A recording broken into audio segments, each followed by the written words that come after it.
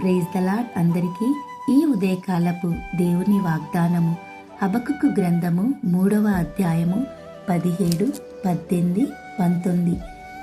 అంజూరపు చెట్లు పూయకుండినను, ద్రాక్ష చెట్లు ఫలింపకపోయినను, ఓలీవ చెట్లు కాపులేకయుండినను, చేనిలోని పైరు పంటకు రాకపోయినను, గొర్రెలు దొడ్డిలు లేకపోయినను, శాలలో పశువులు లేకపోయినను, నేను యెహోవాయందు ఆనందించెదను.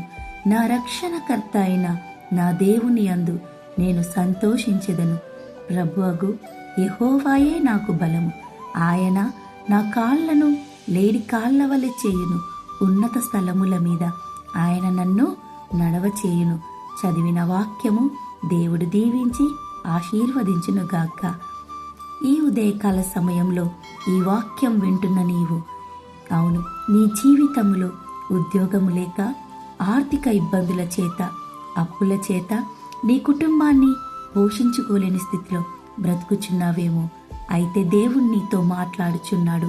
నన్ను బట్టి నీవు ఆనందించుచున్నావు కాబట్టి, నేనిచ్చిన రక్షణను బట్టి నీవు సంతోషించుచున్నావు కాబట్టి, అవును, నీవు నన్ను ఒక బలముగా ధరించుకొని ఉన్నావు కాబట్టి నీ కాళ్ళను నేను లేడి కాళ్ళ వలె చేయుదునని, నిన్ను ఉన్నత స్థలముల మీద ఎక్కించే దేవుడనని నీతో మాట్లాడుచున్నాడు.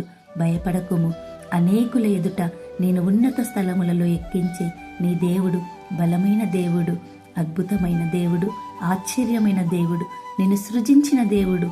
ఈరోజు నువ్వు శూన్యంగా ఉన్నావేమో, కానీ ఒక్క రోజు నిన్ను అందరికంటే ఉన్నత స్థలములది ఎక్కించి అందరి ఎదుట నేను సాక్షి బిడ్డగా నిలబెట్టబోతున్నాడు.